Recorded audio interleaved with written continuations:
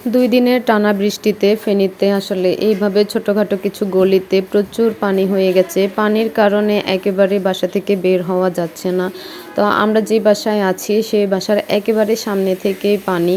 যে গাড়ি আসবে তারও কোনো উপায় নেই। একটু সামনে যেতে হবে।